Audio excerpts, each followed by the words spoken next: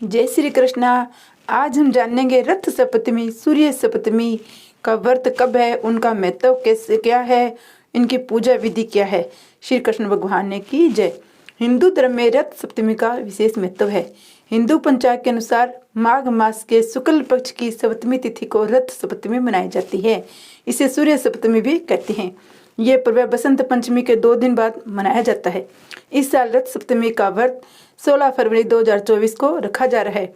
पौराणिक मान्यताओं के अनुसार इस दिन ग्रहों के राजा सूर्य का जन्मदिन मनाया जाता है।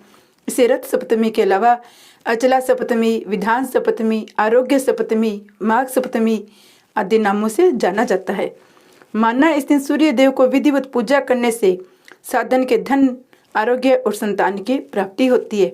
इसके साथ ही इस दिन स्नान दान करने से 7 प्रकार के महापापों से मुक्ति मिलती है। अब हम जानेंगे रथ सप्तमी का शुभ मुहूर्त क्या रहेगा। माघ मास के शुक्ल पक्ष की सप्तमी तिथि आरंभ 15 फरवरी 2024 गुरुवार सुबह 10:12 से शुरू होकर माघ मास के शुक्ल पक्ष की सप्तमी तिथि 16 फरवरी 2024 शुक्रवार सुबह 8:54 तक रहेगी। गंगा स्नान का मुहूर्त रहेगा सुबह 5:17 से 6:59 तक। ये शुभ मुहूर्त रहेगा। रथ सप्तमी पर सूर्योदय होने से पहले उठकर सभी कामों से निवृत्त होकर स्नान कर ले। आप चाहे तो इस दिन गंगा नदी या किसी अन्य पवित्र नदी में स्नान कर सकते हैं। अगर ऐसा संभव नहीं है तो घर में नहाने वाले पानी में थोड़ा सा गंगा जल डालकर स्नान कर ले। अब सूर्य देव को अर्घ्य दे। अगर तीर्थ स्थल में हो तो सूर्य को अर्घ्य दे। नमस्कार करने के साथ लाल फूल चढ़ाने के साथ कपूर घी का दीपक जलाकर आरती करें। अगर घर में स्नान कर रहे हैं तो एक लोटे में जल, थोड़ा सा सिंदूर, अक्षत, लाल फूल डालकर सूर्य देव को अर्घ्य दे। इसके साथ ही ओम सूर्य नमः मंत्र को बोले। इसके साथ ही भोग लगाने के साथ घी का दीपक जलाकर सूर्य चालीसा का पाठ करने से आरती करे। सूर्य भगवान ओम सूर्य देवाय नमः, ओम सूर्य देव नमः मंत्र का जाप करें। पुराणों के अनुसार ब्रह्मा जी के पुत्र मरीचि के पुत्र कश्यप ऋषि का विवाह प्रजापति दक्ष की कन्या दिति और अदिति से हुआ था। अदिति देवताओं और राक्षसों की लड़ाई से काफी परेशान रहती थी। ऐसे में उन्होंने सूर्य देव की कठोर तपस्या की। सूर्य देव ने प्रसन्न होकर उनके गर्भ से पुत्र के रूप में जन्म लेने का वरदान दिया। लेकिन पुत्र की रक्षा के लिए अदिति ने कठोर व्रत नहीं छोड़ा। इससे कश्यप ऋषि काफी परेशान हो गए कि कठोर व्रत से अदिति की सेहत पर काफी गलत प्रभाव पड़ रहा है। ऐसे में कश्यप ऋषि ने अदिति को समझाने की कोशिश की, लेकिन उन्होंने एक बात न मानी। कुछ समय के बाद अदिति ने एक तेजस्वी बालक को जन्म दिया।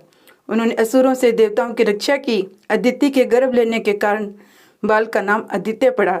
सूर्य का नाम एक आदित्य है, भानुकार है। सूर्य के कई नाम है। इसे हम रथ सप्तमी, सूर्य सप्तमी के नाम से जाना जाता है। इसके बारे में बहुत सी सूर्य सप्तमी के बारे में कथा सुनने को आती है। हम और कथाएं सुनेंगे।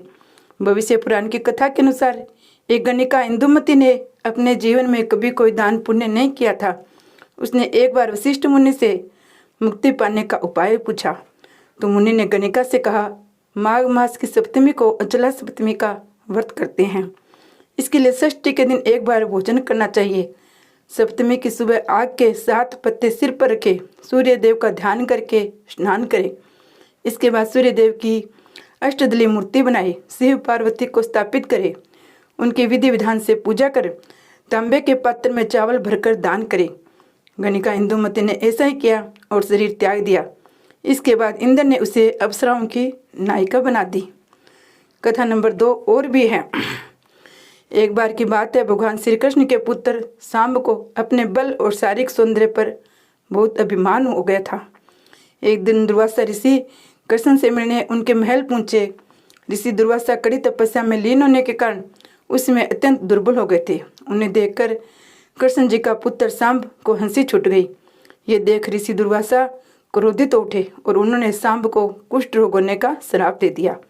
उनके सर्पाव का प्रभाव तुरंत हो गया। कई उपचार के बाद भी जब सांब को आराम नहीं लगा तो भगवान कृष्ण ने उन्हें सूर्य उपासना की सलाह दी। सूर्य उपासना करने से सिंगरी सांब को कुष्ठ रोग की मुक्ति मिल गई। नंबर 3, कंबोज साम्राज्य में राजा यशोवर्मा काफी महान राजा हुआ करते थे। उनके साम्राज्य को संभालने के लिए कोई उत्तराधिकारी नहीं था। उन्होंने संतान प्राप्ति के लिए अनेक देवी देवताओं से मन्नत मांगी कि उनके राज्य के लिए एक वारिस मिल जाए।